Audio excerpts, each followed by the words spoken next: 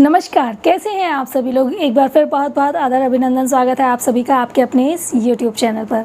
पति पत्नी के बीच नोक-झोंक लगी ही रहती है। छोटे मोटे झगड़े होना आम बात है, लेकिन काफ़ी बार ये झगड़े बहुत ज़्यादा बढ़ जाते हैं और इतने ज़्यादा बढ़ जाते हैं कि जो अड़ोसी पड़ोसी होते हैं वो भी उन झगड़ों का एंजॉय करने लगते हैं। कुछ लोग चाहते हैं कि आपके झगड़े सुलझ जाएँ, लेकिन कुछ लोग उन झगड़ों के अंदर आनंद लेने लगते हैं। ऐसा ही आपके रिश्तेदारों में भी होता है।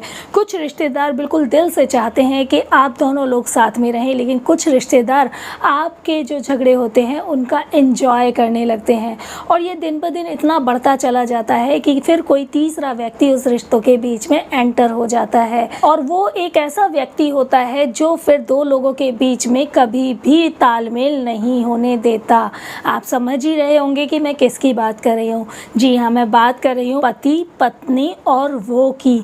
इससे पहले कि वो के आने की कंडीशन हो, हमें ये समझना बहुत ज़्यादा ज़रूरी है कि कौन सा ऐसा रीज़न हो रहा है जिसकी वजह से पति पत्नी के बीच झगड़े बहुत ज़्यादा हो रहे हैं और हम क्या ऐसा उपाय करें जिससे कि दोनों के बीच तालमेल बन सके। तो आज इसी विषय पर मैं इस वीडियो में बात करूंगी आपसे। लेकिन वीडियो को शुरू करने से पहले आपसे कहूंगी, जो लोग चैनल पर नए हैं और अभी तक चैनल को सब्सक्राइब नहीं किया है तो चैनल को सब्सक्राइब कर लीजिए। वीडियो अच्छी लगे देखने के बाद तो इसको लाइक ज़रूर कर दीजिएगा और कोशिश कीजिएगा कि इस वीडियो को आप उन लोगों तक शेयर कर सकें जो अपने रिश्ते को सुलझाना चाहते हैं, जिनके रिश्तों के बीच बहुत नोक-झोंक चल रही है। क्योंकि यदि इस वीडियो के द्वारा किसी के रिश्ते में मेलजोल हो सकता है तो उनका भला होगा, तो आपको भी उसका अच्छा फल मिलेगा। साथ ही मेरे इस चैनल पर मैं बहुत सारी एस्ट्रोलॉजी, न्यूमरोलॉजी, वास्तुशास्त्र से रिलेटेड आप लोगों के लिए इन्फॉर्मेशन लेकर के आती हूँ।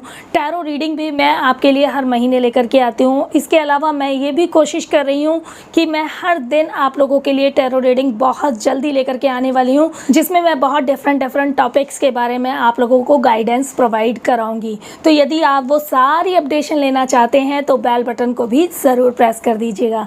तो चलिए बात करते हैं सबसे पहले इस बारे में कि क्या ऐसा कारण हो सकता है जिससे कि आप पति पत्नी के बीच बहुत ज़्यादा रिश्ते खट्टे हो रहे हैं।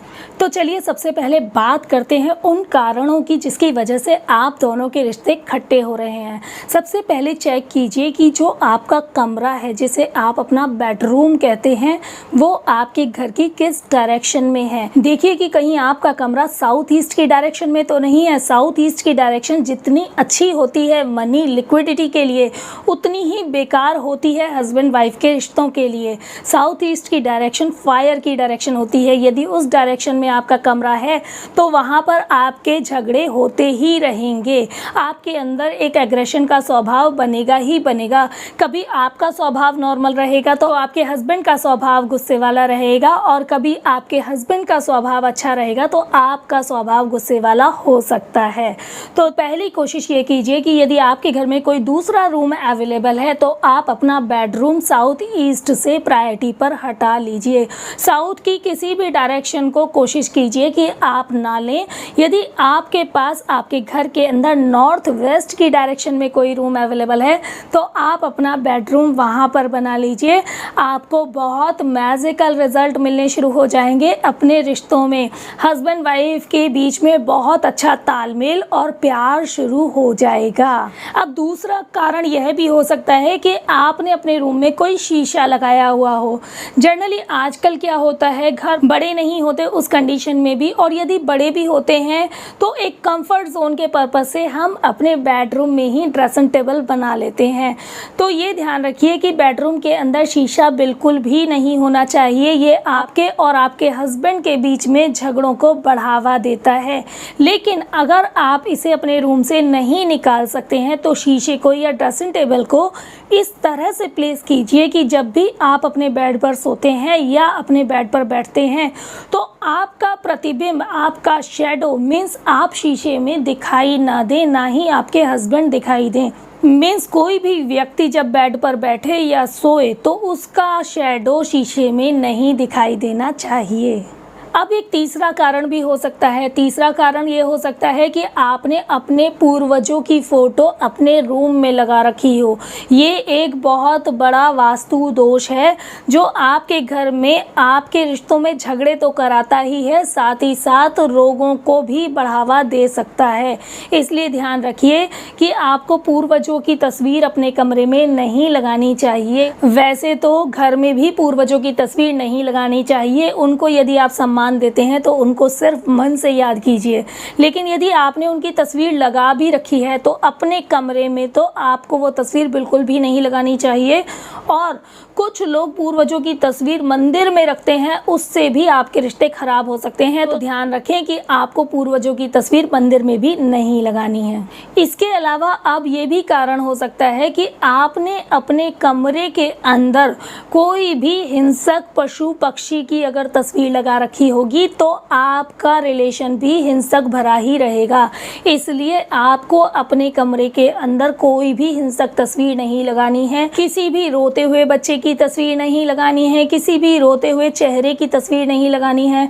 कौन सी तस्वीर हम अपने घर में लगाते हैं जिससे हमारे घर में ग्रह कलेश भी बढ़ते हैं, रिश्तों में दूरियां भी आती हैं, पैसे से भी हमें नुकसान हो जाता है और हमारे घर के अंदर रोग भी प्रवेश कर जाते हैं। इसका एक वीडियो मैं ऑलरेडी आपको दे चुकी हूँ। यदि वो नहीं देखा है तो डिस्क्रिप्शन बॉक्स में उसका लिंक दे दूंगी, वो ज़रूर देख लीजिएगा। वो आपके बहुत काम की चीज़ है। यदि वो वीडियो आप देखेंगे तो आप अपने घर से कोई ना कोई ऐसी तस्वीर जरूर पाएंगे जो वास्तु दोष को बढ़ावा दे रही है और आपको वो वीडियो हेल्प कर सकती है ऐसी किसी भी चीज़ को घर से हटाने में जो आपके घर में वास्तु दोष को बढ़ावा दे रही है और आपके रिश्तों में खटास लेकर के आ रही है। इसके साथ ही आपको ये भी देखना है कि आपने अपने बेडरूम में कौन से कलर का चुनाव किया है।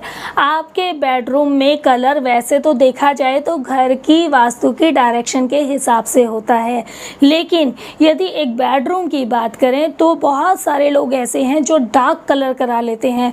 काफ़ी सारे लोग ऐसे होते हैं जो बेडरूम के अंदर में रेड कलर करा देते हैं, तो एनर्जी बहुत हाई हो जाती है और वो झगड़ों को बढ़ावा दे सकती हैं। आपके बेडरूम के अंदर में लाइट पिंक कलर होना चाहिए या फिर वाइट कलर होना चाहिए, जिससे कि आपके रिश्तों में सौम्यता बनी रहती है।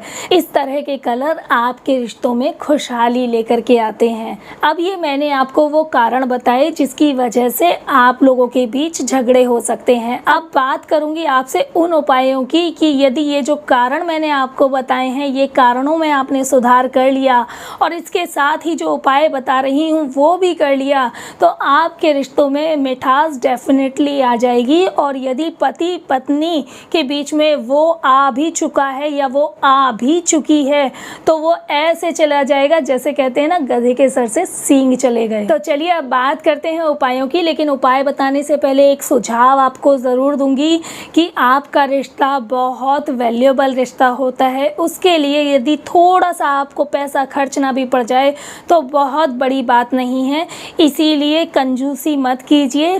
पहले अपने और अपने पार्टनर की कुंडली किसी अच्छे एस्ट्रोलॉजर को या फिर न्यूमरोलॉजिस्ट को ज़रूर चेक करा लीजिए, जिससे कि वो आप दोनों के नंबर्स की वाइब्रेशन को चेक करके आपको ये बता देंगे कि क्या प्रॉब्लम चल रही है आप दोनों के रिश्तों के बीच में और उसको कैसे सुलझाया जा सकता है। क्योंकि जब भी आप किसी अच्छे न्यूमरोलॉजिस्ट को या वास्तुशास्त्री को अपनी कुंडली दिखाते हैं तो वो आपको नंबरों की वाइब्रेशन के आधार पर सटीक रेमेडी प्रोवाइड कर देते हैं और उससे आपको लाभ भी मिलता है यदि आप उन रेमेडीज़ को बहुत मन से और उनको एक क्रम से करते हैं, नियमबद्ध तरीके से करते हैं। ठीक है जी, तो इस बात का ज़रूर ध्यान रखिएगा।